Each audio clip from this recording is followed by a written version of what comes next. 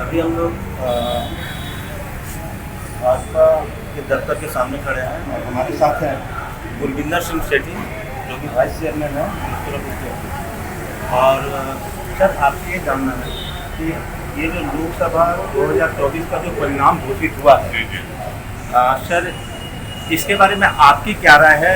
यहाँ पर बीजेपी को जो 400 पार का जो नारा था उसमें तो कहीं सफलता नहीं मिली, बल्कि बीजेपी 272 सीट पर भी नहीं आ पाई, तो इसके बारे में आपका क्या कहना है। अब की बार फिर मोदी सरकार, ठीक है आपने जो कहा है, लेकिन जनता ने जो मैंडेट दिया है वो स्वीकार है हमें।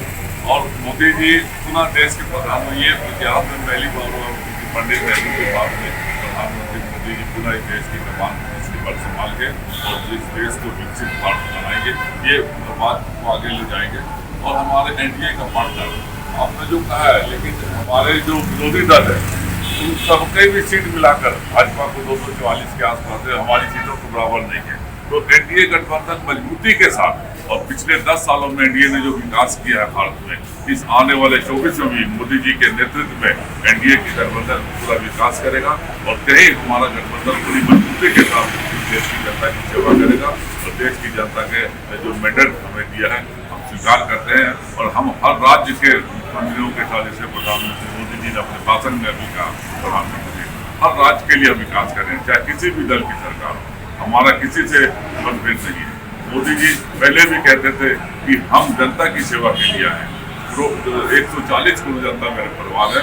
तो मोदी जी के नेतृत्व में मैं समझता हूँ कि आने वाला 2024 एक नया इतिहास रचेगा और फिर पुनः इस देश को जो मोदी जी ने कहा था 47 में विकसित भारत, वो विकसित भारत बनेगा।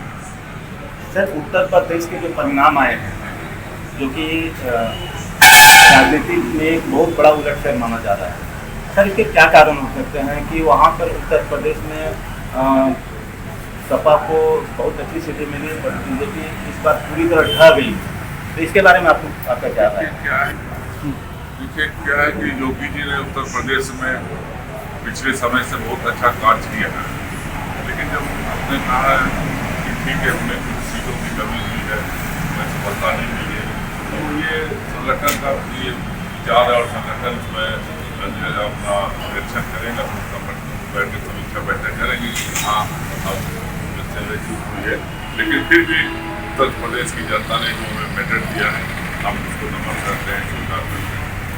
तो सर इसमें एक चीज़ ये जानना था कि वहाँ पर क्या जातिवाद को लेकर कुछ ऐसा हुआ है कि वहाँ पर क्योंकि मुस्लिम लोगों की संख्या ज़्यादा है और यादव की, तो आपको क्या लगता है कि यादव परिवार का जो संगठन है उसका पूरा वोट सपा को मिला और या मुस्लिम लोगों का जो 100% वोटिंग है वो उन लोगों को मिला और बीजेपी गवर्नमेंट को नहीं मिला, इसके पीछे क्या रहा है। देखिए मोदी जी का शुरू से नारा था सबका साथ सबका विकास, सबका प्रयास, सबके साथ मिलकर काम करना। और जब मैं भी तब सरकार में था तो मोदी जी ने की जो योजना थी, ऐसा नहीं कि उन्होंने भेदभाव किया, हमने जब समीक्षा की मोदी जी की योजना, मुस्लिम बहनों को जब उज्ज्वला योजना का सिलेंडर दूसरी बहनों को मिलता था तो मुस्लिम बहनों को भी मिलता था, आयुष्मान भारत जो था वो हमारे मुस्लिम भाई बहनों को भी मिलता था। ऐसा कहीं नहीं है कि मोदी जी ने इस पर भेदभाव किया, लेकिन कहीं कोई कमी हो गई होगी तो इस पर हमारा संगठन विचार करेगा, हम समीक्षा करेंगे और पुनः हम उत्तर प्रदेश में जनता की सेवा करेंगे। जो मोदी जी का मंतव्य था कि सबका साथ, सबका विकास, सबका प्रयास के साथ इस देश की जनता के साथ 140 करोड़ जो मोदी जी का परिवार है, हम सब परिवार मिलकर पुनः इस देश को आगे बढ़ाएंगे और देश की उन्नति के लिए काम करेंगे। ये भी बोला जा रहा है कि मोदी सरकार वहाँ पर मुस्लिम को कोई सीट नहीं दी, शायद इसके पीछे भी इस तरह का ये है कि वहाँ का परिणाम प्रभावित हुआ है। आपका क्या राय है। देखिए जो हमारा संगठन काम करता है और संगठन में एक सर्वेक्षण होता है, जो जीतने वाला कैंडिडेट है उस पर हम पार्टी उसको टिकट देती है और जीतते हैं। जहाँ भी हमने अच्छा जो अपना कैंडिडेट था किया है, लेकिन ऐसी कोई बात नहीं है कि जातिवाद के लिए, कभी भी जातिवाद की बात नहीं है।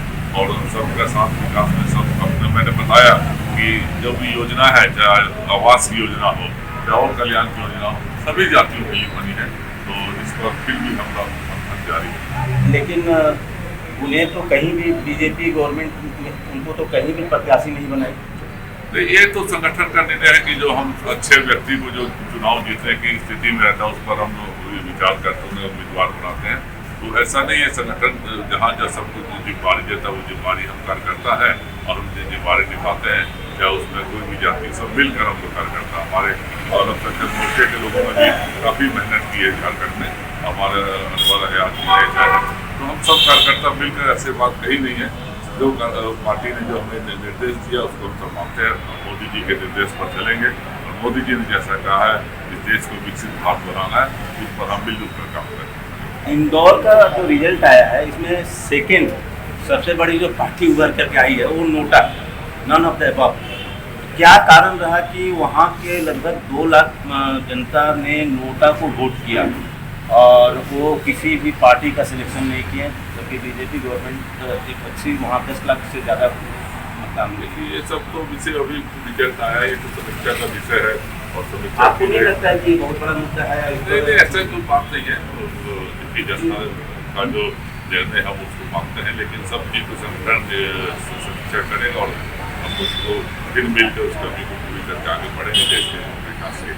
और मोदी जी के नेतृत्व में ये भारत माता प्रोजेक्ट होता है कि ये हमारा मानना है और विकसित भारत बनेगा, हमारे युवाओं को फिर रोजगार मिलेगा। हम जो फिर 5वीं अर्थव्यवस्था से 3री अर्थव्यवस्था की, जब वहाँ 14 में थे हम 11वीं अर्थव्यवस्था इकोनॉमी में थे, फिर मोदी जी ने 5वीं में लाए और 3री में जाएंगे। तो ऐसा देश बढ़ रहा है और मिलजुल कर हम सब फिर इस देश की जनता की सेवा करेंगे, जो हमारे मैंडेट मिला।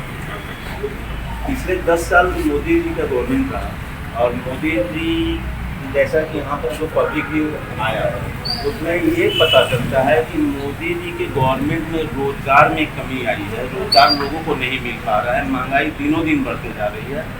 तो सर इसके विषय में आपका क्या है? ऐसा कितने रोजगार सृजन हुए हैं मोदी जी ने। आज देखिए, अगर विकसित भारत में हम चाहे, मैं भारत सरकार रेल मंत्रालय में था तो रेल की जो योजनाएं, काफी योजनाएं, बुलेट ट्रेन लाई है, कई योजना भारत आज भारत विश्व के 5 युवाओं को तो रोजगार मिल नहीं रहा है। युवाओं के लिए भी काफी रोजगार किया है, MSc के माध्यम से लोन दिया गया है, ऐसे कई युवाओं को दे रहे हैं। हमारे साथ वो जब मोदी जी की योजना देखेंगे तो MSc के माध्यम से कई लोग उद्यमी, छोटे छोटे उद्यमी अपना जो खड़ा करके रोजगार में जुड़ रहे हैं, जुड़ा रहे हैं और आगे भी हम युवाओं के लिए रोजगार उत्पन्न करेंगे, क्योंकि जो देश का युवा ही हमारा भविष्य है और उस भविष्य को हम आगे ले जाएंगे। ऐसी योजना बनाएंगे, स्वराज योजना रोजगार योजना है जिसमें मोदी जी ने खुद युवाओं को आगे ला के निर्देश दिया है, युवा अपना रोजगार करें और देश की उन्नति में अपना योगदान दें।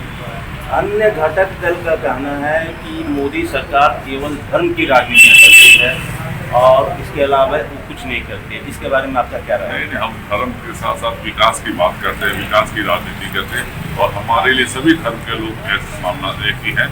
हम किसी बहुत ऐसा नहीं कि हम बहुत बड़े धर्म हैं, हमने मोदी जी ने हमेशा ही कहा है सबका साथ सबका विकास। धर्म के साथ साथ हम विकास की बात करते हैं और विकास को लेकर हम वो एजेंडा को लेकर गए थे और हमने जनता ने हमें जो मैंडेट दिए हैं उस पर हम काम करें। आने वाला 5 साल तो मोदी सरकार ही रहेंगे, तो क्या आपको लगता है कि जो 2029 में जो चुनाव होगा वो पूरा बीजेपी के फेवर में होगा और जनता उनका साथ देगी, वो रोजगार के अवसर लाएंगे और भी जगह पर जो विकास की योजनाएं हैं उसको कार्यान्वित करेंगे? देखिए, तो समय बताया 29 का, लेकिन अभी अभी हम लोगों ने मोदी जी के भाषण को सुना है, उन्होंने बहुत अच्छा भाषण दिया कि हम पुनः 2024 में एक नया इतिहास रचेंगे और भारतवर्ष में एक नया सुनहरा इतिहास बनाएंगे ताकि भारतवर्ष की युवा और अन्य साथी इस देश के विकास में अपना पूरा योगदान दें। और एक चीज़ ये बोला जाता है कि मोदी सरकार और जो ED, CBI सबको अपने कमरे में रखती है और वो जो बोलते हैं बस उन्हीं वो काम करते हैं। तो क्या आपको लगता है कि ये जो बातें हैं वो निरर्थक हैं? वो निराधार गलत बातें हैं।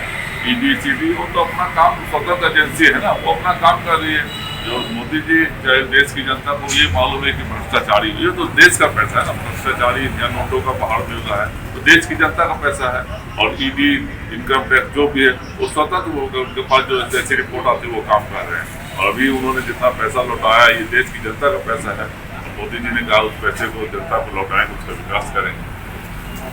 मोदी सरकार में केवल दूसरे दलों पर ईडी का ही ये उसका नहीं नहीं, ऐसा बात नहीं है, ऐसी बात नहीं है, जो ऐसे कई बात नहीं है, जो भ्रष्टाचारी है उस पर काम हो रहा है। और ये आप कभी मत सोचिए कि मोदी जी ईडी को हैंडल करते हैं। ईडी और बाकी एजेंसियां स्वतंत्र है, उनका काम ये स्वतंत्रता से साथ काम करना और अपना काम कर रही है, इसमें कहीं हस्तक्षेप नहीं। आने वाला समय में क्या इसी तरह का ये रहेगा कि ईडी और वो सीबीआई ईडी सीबीआई ऐसा कोई बात नहीं है। जो भ्रष्टाचारी है उस पर काम किया जा रहा है, उस पर शिकंजा कसा जा रहा है, क्योंकि ये देश की जनता का पैसा है, नोटों का फंड मिल रहा है। तो ईडी अपने समय पर अपना काम करती है। इसमें कई प्रधानमंत्री जी या हमारे कोई नेता हस्तक्षेप नहीं करते हैं और वो पकड़ के जनता का पैसा अपना वापस लाई। हम सबको ईडी को भी बधाई देनी चाहिए कि जो भ्रष्टाचारी बचे नहीं, तो जनता जो ईमानदार जनता उनका पैसा जनता के पास है।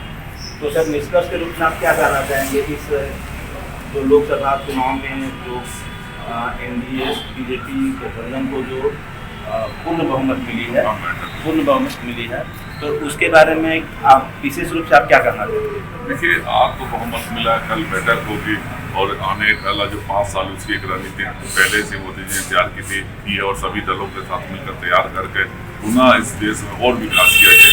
ये सारी नीतियाँ होगी और मिलजुल कर सब देशवासियों के साथ विकास का काम करेंगे।